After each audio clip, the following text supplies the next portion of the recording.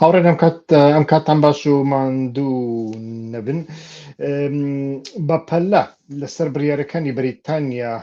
قسە دەکەین دژ بە هەندێک لە سەرکردە جیهادیەکانی سووریا بە تایبەتیش تورکمەنەکان و ئەوانەی هەر هەمویان کە سەر بە تورکیان، ینی ئەمە بۆ گرنگە لەلایەکەوە بەردەوام ئێمە دەزانین کە بەریتانیا یەکەمین وڵاتە جیهاد پرۆدوسە دەکا جیهادیەکان لە فابریکەی ئیستخباراتی بەریتانیا زۆر جار دەردەکەون، پاک دەکرێنەوە، پاقش دەکرێن و یانیش دیزاین دەکرێن، دژ بە وڵاتێک بەکاردەهێنرێن، دژ بە وڵاتێک بەکار ناهێنرێن، زۆر جار وەکو لە تیۆریستەوە دەکرێن بە سیاسی و قارەمان و ئاشتی خواز،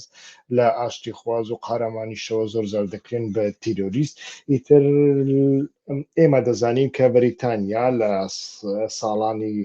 2007ەوە ئیتر بە تایبەتی زۆر زۆر خەریکە کە لەسەر ئەم جیهادیانە کار دەکا. گەورەترین نمونەشی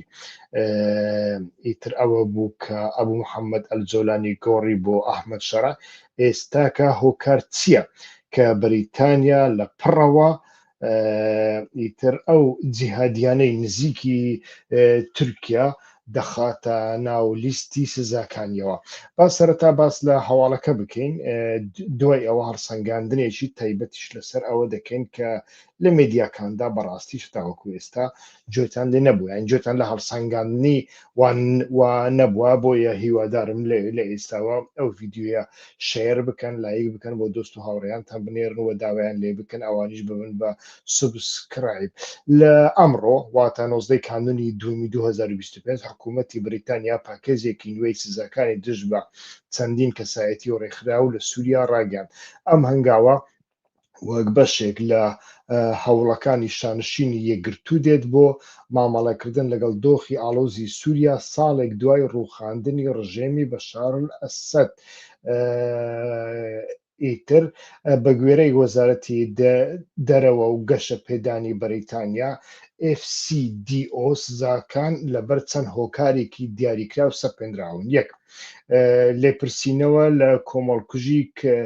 کەناراویەکان. سزاکان بە تایبەت ئەو سەرکردە و گروپانە دەکەنە ئامانج کە تێوەگڵاون لە شەپۆڵێکی تند و تیژی لە ئاداری ساڵی 2025دا. ئەم تند و تیژیانە کوشتنی بە کۆمەڵی مەدەنیەکانی گرتەوە کە زۆربیان لە کەمینەی عەلەویەکان بوون لە پارێزگاکانی لازقیە و تارتوس. راپۆرتەکان ئاماژە بۆ دەکەن کە بەلایەنی کەم 1400 کەس لە تائیفەی عەلەوی ئەم کاتە بەدەستی ئەم جیهادیانە کوژراون. هەروەها تاوانە جەنگیە مێژوویەکان. ئەم ڕێکارانە ئەو کەسانەش دەکەنە ئامانج کە بەرپرسیارن لەو دڕندایەتیەی کە لە کاتی لووتکەی شەڕی ناوخۆییدا سووریا ئەنجامدراون، لەوانە فەرماندە سەربازیەکانی پێشووی ڕژێم. یعنی ئەمە ڕنگ بێ بۆ ئەوە بگەڕێتەوە بەر لە داگیرکردنی ئافرین و دوای داگیرکردنی ئافرینیش ئیتر ئەم چەتانە کۆمەڵێک کەسایەتی و سیاسەتمەداری کوردیان و ینی سیاسەتمەداری خۆسەری دیموکراتیشیان کردنە ئامانج و کوشتیان کە ئەمانە لە پەیوەندێکی باش بوون لەگەڵ هاوپەیمانانی دژ بە داعش کە بەریتانیاش بەشێکی سەرەکیە تێیدا. ئامانجە دیاریکراوەکان بابزین هەواڵەکە لە درێژەدا سیاڵێ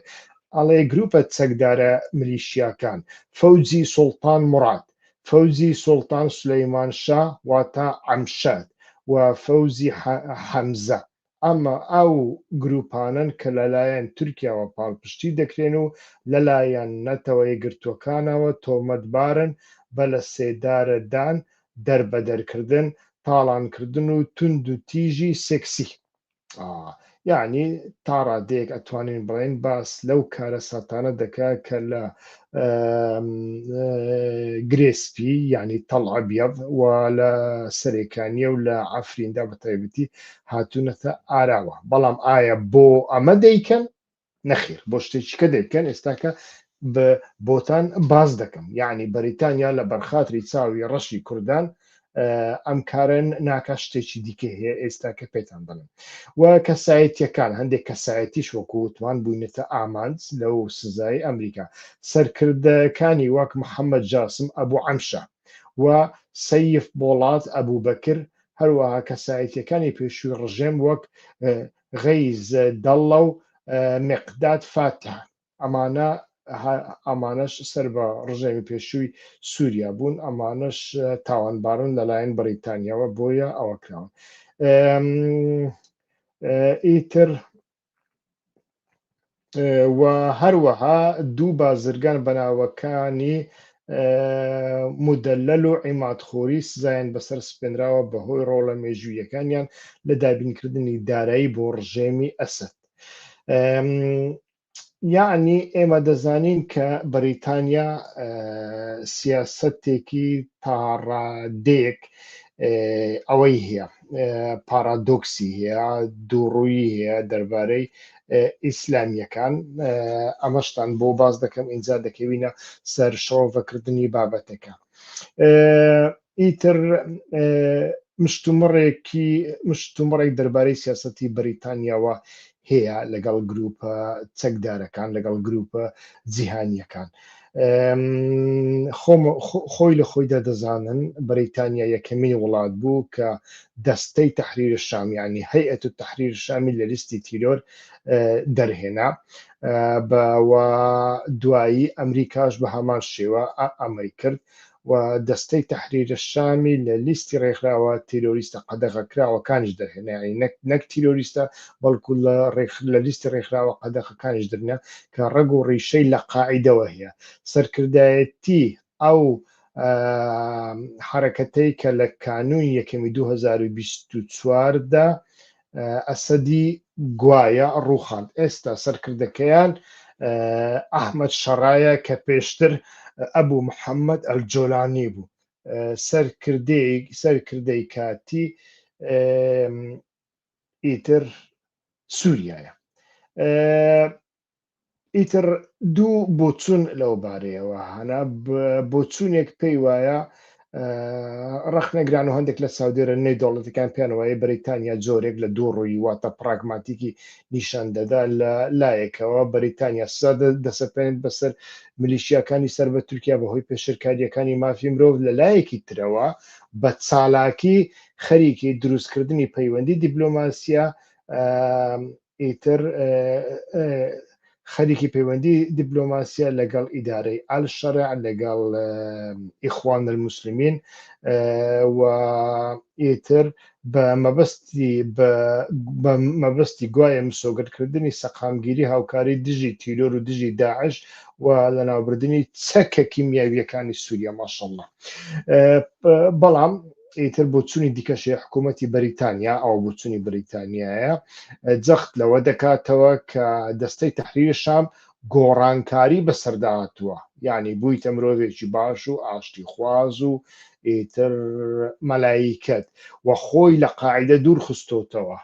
بەریتانیا بانگشەی ئەوە دەکات کە بە دەرهێنانی ئەوان لە لیستەکە و مامەڵەکردن لەگەڵ حکوومەتی ناوەندی نوێ هاوکات لەگەڵ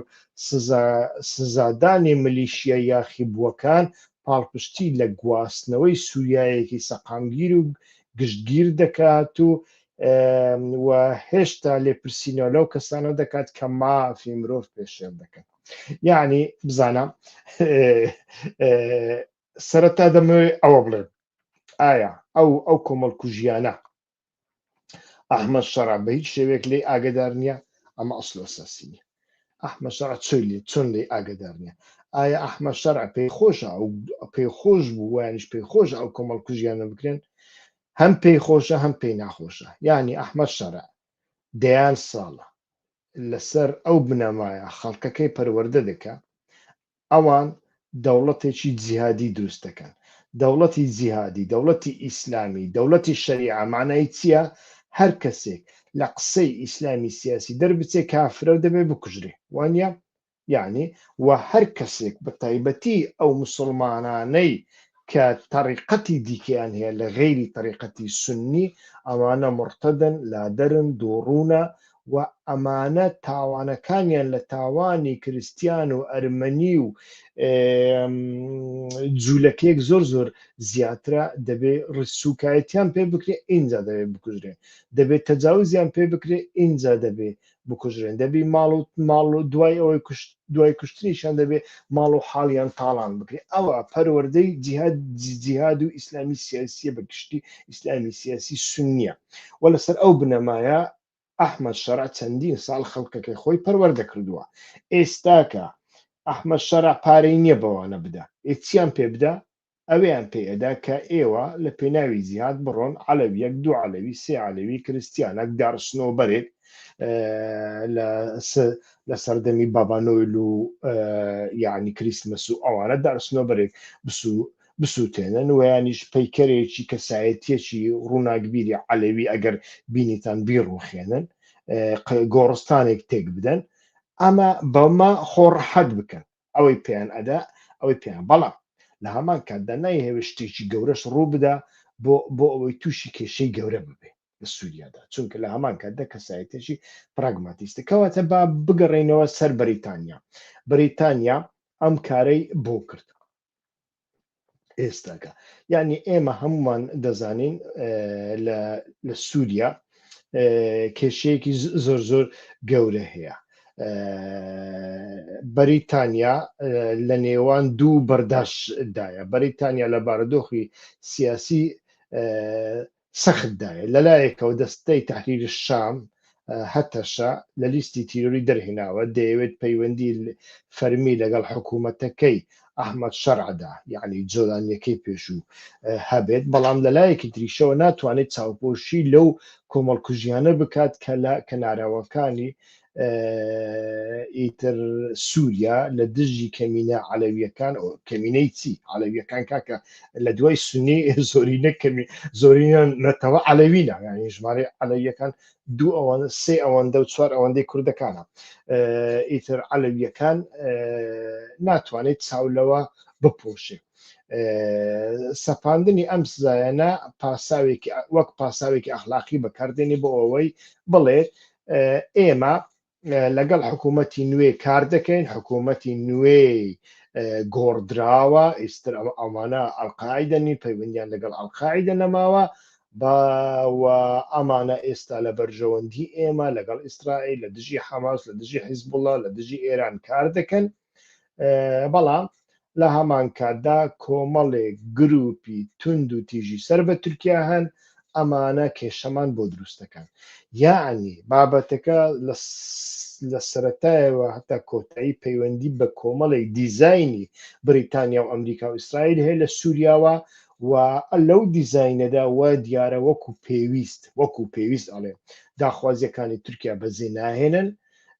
لە بۆ هەندێش لەوە دەترسێن ئەو کارتێک کە لە دەستی تورکیادایە واتە ئەم جۆرە ملیشیاتانە حەمزات و حەمشات و سوڵتان مۆڕاد و ئەمانە کە زۆربیان سەرکردەکانیان بە تایبەتی تورکمەنە مارجیناڵەکانن یعنی زۆرینەی تورکمەنەکان لەگەڵ هێزەکانی سووریای دیموکراتیکدانا بۆ زانیاریتان بەڵام هەندێک سەرکردیان هەنەیتر ئەمانە چەتەنە ئەمانە بە ساڵانە لە تورکیانە و هەر هەمویان ڤیلا و قەسر و قەمەریان هەیە لە ئیستانبول بەڵام ئیتر لە دەوروبەری ئەوانەدا کۆمەڵێک جیهادی هەن و ئەمانە ئەکرێ لە ئایندەدا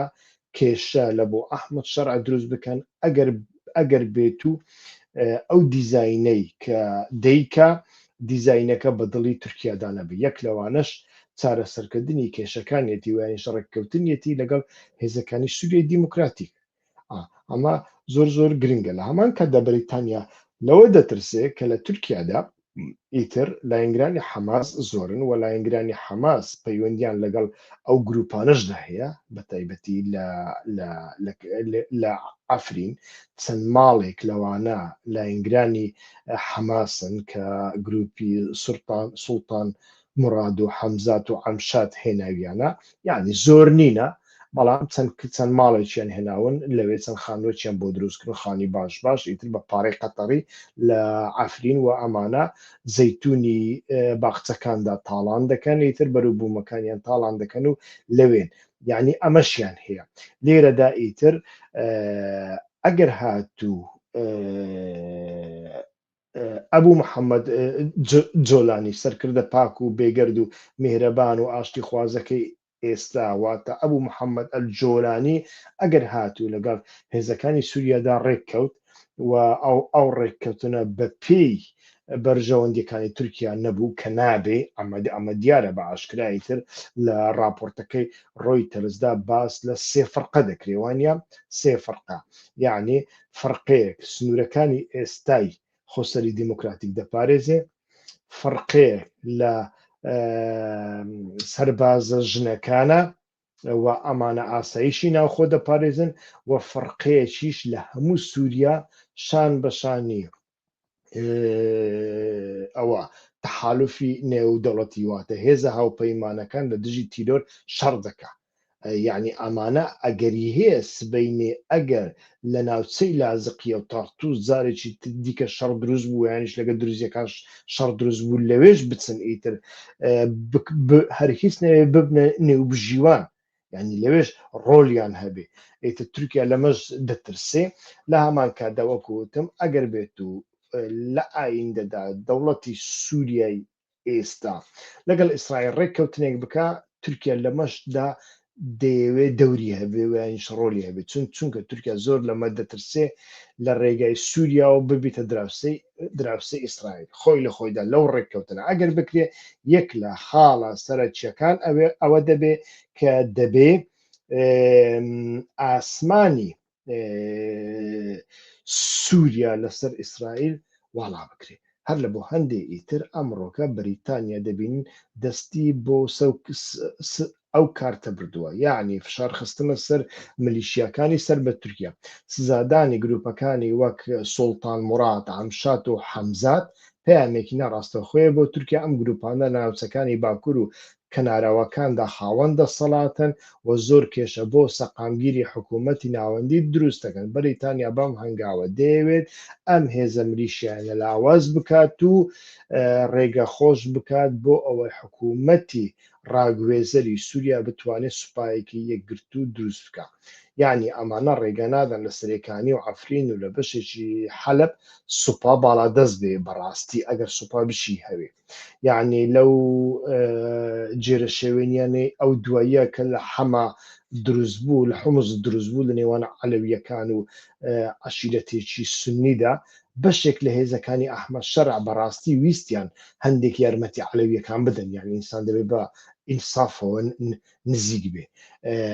ئەو بەشەی کە گوێ لە ئەحمەد شەرع دەگرن یعنی پراگماتیستن لە ناخیاندا جیهادیزم هەیە بەڵام پراگماتیستن و هەوڵیاندا نەیانتوانی لە بەرامبەریاندا چی بکەن هەڵسان چیان کرد گوتیانە عەلەویەکان کاکە وەرن ماڵی خۆتان بگوازنەوە دەتانبینە فلان لادێ هەتاوەکو ڕەوشەکە ئاران دەبێت یعنی بۆ شێوێ بەرگریان لێکردن بەڵام لە ناوچەکانی عەفرین دەسەڵاتێکی وایە نییە لە بۆ هەندێک ئیتر ئەم هەڵوێستەی بەریتانیا دژ بە تورکیای لە سووریا ناڵێن دژ بە تورکایە لە هەموو تورکیا لە قەفقاسیا نەخێر لە قەفقاسیا تورکیا هەتاوەکو ئێستاش ئەکرێ هاوپەیمانی بەریتانیا بێ پاشان بە ئەمە لە هەمان کاتدا لە بۆ لەلایەن بەریتانیا بە مەبەستی بەدەستێنانی شەرعیەتێکی نێودەوڵەتی بۆ حکوومەتی نوێ بەکاردێ یعنی حکوومەتی بەریتانیا دەیەوێت نیشانی بدات کە ئامادەیە هاوکاری حکوومەتی ئەحمەد ئەلشەرع بکات لە پرۆسەی دادپەروەری گواستنەوەدا بە سزادانی ئەو کەسانەی کە کۆمەڵکوژیەکانی کەناراوەکانیان ئەنجامداوە بەریتانیا یارمەتی حکوومەتەکەی ئەلشەرع دەدا کە خۆی وەک دەسەڵاتێکی میانڕۆ و پارێزەری کەمینەکان ماشەڵڵای خوات لێبێ نیشان دەدا ئەمە بەریتانیا کاکەیتر بەریتانیا بەم سیاسەتە ئیتر هەموو دنیای داگیر کرد کاتی خۆی خاڵێکی دیکە هەیە پاکتاوکردنی پاشماوەکانی ڕژێمی ئەسەد لەو سزایەدا ئەوانیش کراونەتە ئامان سزادانی بازرگانانی وەک مدەلەل و عیمادخوڕی و فەرماندە سەربازیەکانی پێشووی ڕژێمیشی لە ناودایە ئەمەش پەیامێکی ڕوونەکە بەریتانیا ڕێگە نادات هیچ کەسایەتێکی نزیک لە ئەسد لە سووریای نوێدا ڕۆلی هەبێت و سوود لە هەڵگرتنی سزاکانی سەرسێکتەرە ئابوووریەکانی وەربگرێت چونکە ئەحمەد شەرعیش پێویستی بۆ کەسە دەوڵەمەندانەیە کە پێشتر نزیکە ڕژێمی پێشوو بوون. ئێستاکە وەکو نێچیروان بارزانی ماوەیەک دەیگۆت بەغدا ئیفلاسی کردە پاڕەی نەماوە ئیتر ئێستاکە ئەحمەد شەرعیش ئیفلاسی کردووە پاڕەی نەماوە لە بۆ هەندێک پێویستی بەمانەیە لە هەمان کاتدا ئەمە ساڵ لە کاتێکدا دێکە ساڵێک بەسەر ڕوخاندنی ڕژێمی ئەسەددا تێپەڕیوە واتە هەنگاوێکی سمبۆلیکە یعنی بەگشتی ئەو بڕیارەی بەریتانیا پراگماتیزمی سیاسیە بەریتانیا دەیەوێ بەرژەوەندیەکانی خۆی وەک دژە تیرۆر کۆنتڕۆلکردنی کۆچبەران ئەمەش زۆر گرنگە کە بەریتانیا لەمەش دەترسێت تەنانەت بەریتانیا لە ژێر کاریگەری گوشارەکانی یەکێتی ئەوڕۆپاشدایە بۆ ئەو مەسەلەیە گوشارێکی زۆری لەسرە کە دەبێ کارێک بکە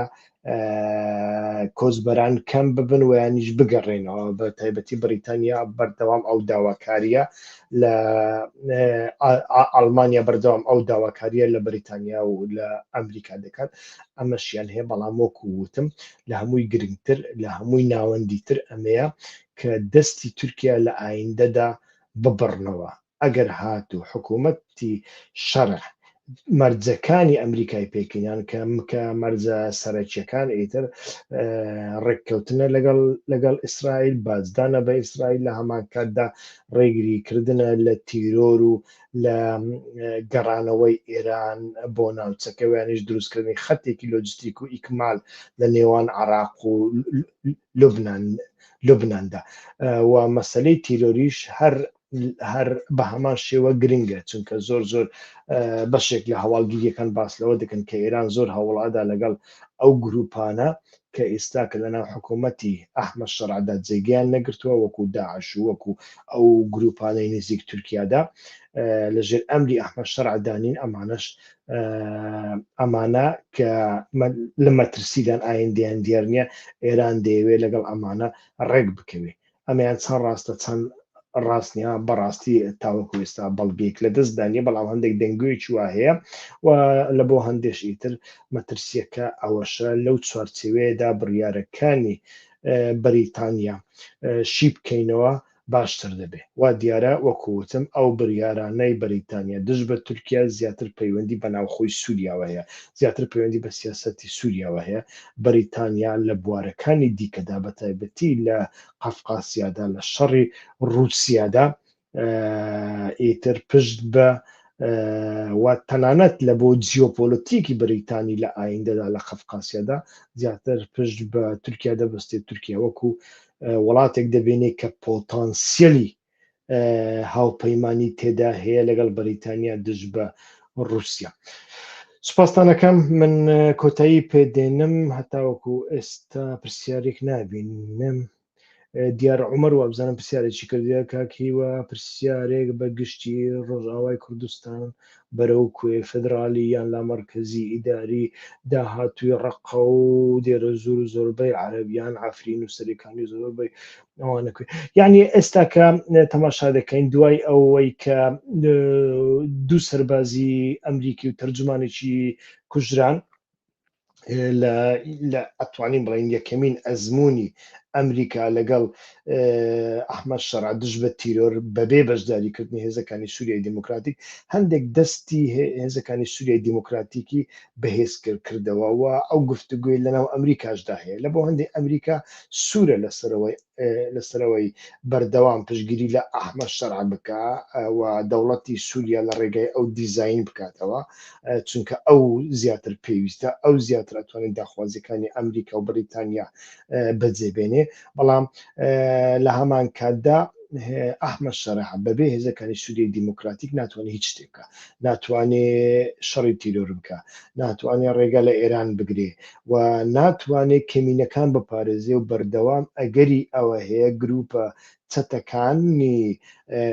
کە سەر بە هەیئەت تەحریری شامل لە 18 ڕێکخراوە پێک دێن کە بەشێکیان ئێستا کە خەریکە شەڕ دەکەن لەگەڵ هەیئەت تەحریری شام ئەمانە ئەگەری هەیە لە هەر کاتێکدا دەستیان بڕەوە کۆمەڵکوژی بکەن و ئەمە هەموو ڕیسەکەی دۆناڵد ترامپ دەکاتەوە بە خوری لە بۆ هەندێکی تر دەبێت ڕێککەوتنێک هەر ساز بکرێت ڕێککەوتنەکە شکلیە ئێستا ساز دەکرێت هەتا سەری ساڵ ئیتر مەزلوم عەبدی و ئەحمەد شەڕا دیسا قەڵامێک پێدا دەین و ئیمزایەک دەکەن بەڵام ناوەڕۆکەی چەند جێبەجێ دەکرێت ئەمە درێژ دەکرێتەوە بۆ ماوەی چەند مانگێک ئێستا ڕێککەوتنێکی سەربازی دەکرێت ئەوەی بزانین بەڵامەوە هەنگاوێکی گرنگە یعنی ئەحمەد شەڕا و دەوڵەتی سووریا بە ڕەسمی دان بە سێ فڕقەی هێزەکانی سووریای دیموکراتیک دەنێن کە لە 50,000 کەس پێکدێن لە سەرتاوە باسم کرد یعنی ئەو ڕێککەوتنە سەربازیە دەکرێت ڕێککەوتنەکانی دیکە پێم وایە تەجیل دەکرێنەوە یعنی دوا دەخرێن بۆ ماوەی دوسێ مانگدا بەڵام ئیتر خۆسەری دیموکراتیک سوورە لەسەر ئەوەی کە ڕێککەوتنەکان دەبێت بە تەنیا لایەنی سەربازی نەکردنەوە لایەنی دەستوری بگرنەوە لایەنی ئیداریش بگرێنەوە هەتا وەکو ئێستا پێم وانە هێزەکانی سووریای دیموکراتی خۆیان لەسەر ئەمە سوورگە چ فۆڕمێکبی ناوی ئۆتۆنۆمی و ناوی فدرالیبی گرنگ ئەوەیە سووریا لا مرکزیبی گرنگ ئەوەیە هێزەکە هەمووی لە مرکزێکدا لە مرکزی ئەحمەد شەڕعدا کۆنەکرێتەوە ئەوەی گرنگە ئەوە و ئەمە سەرەتا ڕاست دەبێت سەربازی بێ بەڵام پاشان دەبێت دەستوریش بێ بۆ ئەوەی سبەی ئەحمەد شەڕع بەهێز بوو نەتوانی ئەمە تێک بدا دەبێت دەستوری بێ دەبێت گەڕانتۆر هەبن و دەبێت لە هەمان کاتدا ئیداریش بێ لایەنە ئیداریەکەی چی دەبێت چی نابێ بەڕای من ناوەکان ئیتر گرنگ نییە کاتێک ناوی لا مرکزیبی بەسە ئیتر گرنگ ئەوەیە ئیتر هێزەکەی تۆ لەو ناوچەیەدا بمینێتەوە و ئیتر ئەمە لە ئایندەدا زیاتر دەکرێت هاوڕێ سەنگەر سامان حکوومەت ئیرانی کوردستان کەی پێک دێ وەڵا کاکەوە دەبێت لە کاک مەسعود و لە کاک بافێل بپرسی حکوومەت یاریمی کوردستان کەی پێک دێ ئەزانی کاک سەنگەر سونیەکان و شیعەکان ئێستاکە گوشار دەکەن پێشتر کوردەکان دەیانگۆت سونی و شیعە بە شەڕدن ئێمە لێکیان دەکەینەوە ئێستا شیعە و سونی هاواریانە ئەی هاوار دەکە زوو حکوومەتەکەتان پێک بینن چونکە حکوومەت یاریان پێکنێ حکوومەتی یەکێتی پارتی لەسەر حکوومەتی عراق و لەسەر سەر و کۆماریش ڕێک ناکەون ئەمە کێشە دروستەکە کەواتە ناتنە بەغدا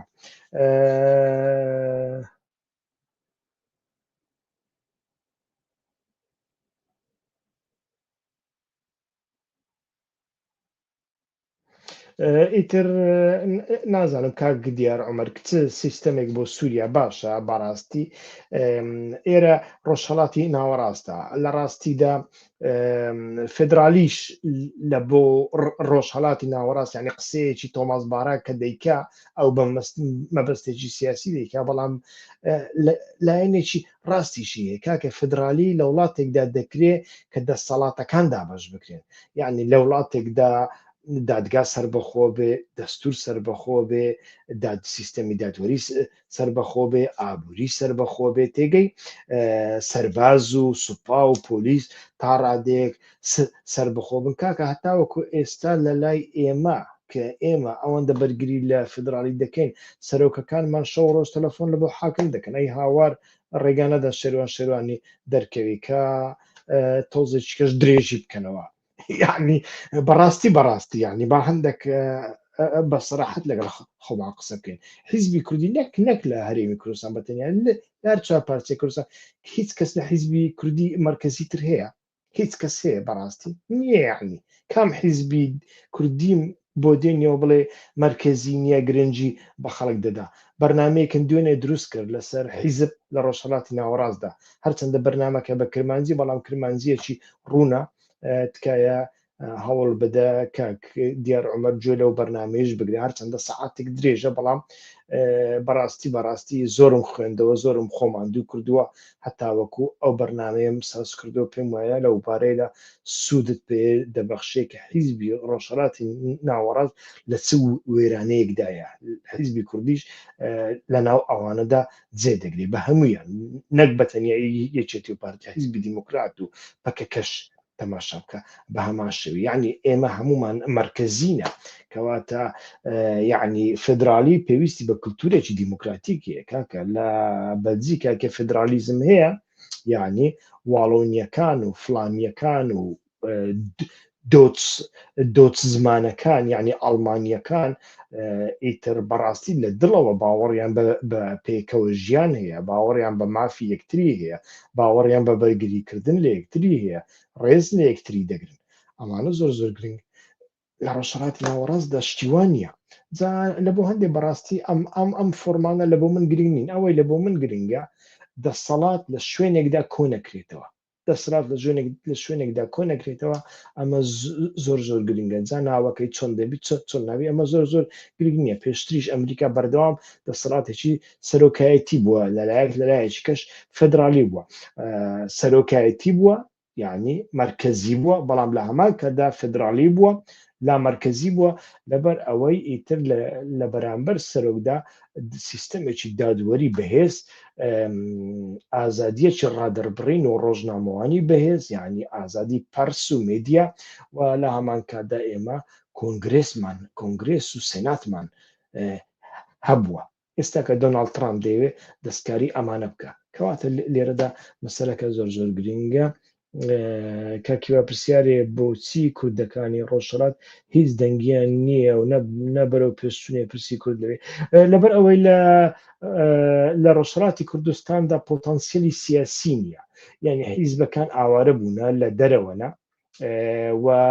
حیزبەکە لە ناوخۆدا شتێکی دیکە نییە، یعنی سەر لێ شێواویەک هەیە. حیزبەکانی دەرەوە بەتەنیا چاویان لەوەی کەینێ ئەمریکا لێدا، کەینێ دەڕوخێەوە یانیش کەینێ ڕاپەڕین دەکرێت، ئێرانیش خۆی لە ناوە خۆیدا خۆی یەکلایی نەکردوێتەوە، چی دەکا؟ ڕیفۆرم دەکا، سوور دەبێت لەسەر کارەکانی لەگەڵ بەرەی خۆر ئاوا ئیتفاق دەکا و ڕێک دەکەوێت لە مەبەستی ئابووری یان لەگەڵ بەرەی ڕۆژهەڵات چاینە و رووسیا خۆی بەهێز دەکا و بۆ ئەوەی لە بواری پیشەسازی چەک و نوکلەری و موشەکدا خۆی بەهێز بکە. ئەمەیان جاری بڕیاری نەداوە بە گشتی و لە بەرنمەکەی دوێنێمدا کە بە کرمانجییا لە بۆ کاک دیاریش باسم کرد کە تۆش گوێی لێ بگرە، لەوێدا سەعاتێ قسەم کردووە لەسەر حیزب، لە بەشی دووەمی ئەو بەرنامەیەدا لەسەر حیزبی ڕۆژهەڵاتیش قسە دەکەم. بەڵام حیزب بەگشتی لە ڕۆژهەڵاتی ناوەڕاستدا حیزبی غەیری دینی بێ پیلان و بێ پرۆگرامە، یعنی حیزبی غەیری دینی لە خۆر ئاوادا لەو ئەوڕۆپایەدا یەک ڕێگای هەیە. مەسەن ئێستا کە لە بڕۆکسل گەورەترین خۆپیشاندانە لە بەرامبەر پەرلەمانی ئەوروپا، هەتا ئەو ڕۆژ هەتا ئێوارەش بەردەوام بوو. ئێستا نازانم بەردەوام بوویتر چەندین پۆلیس بریندارن، ئەگەر کوردستان با لەوانەیە 1000 کەس کوژرا بە کەس نەکوژرایە، بەڵام خۆپیشاندانێکی زۆر زۆر توندە لە نێوان جوتیاران و پۆلیسدا لە بەردەم دەرگای پەرلەمانی ئەوروپا. چێ ئەمانە ڕێک دەخا کە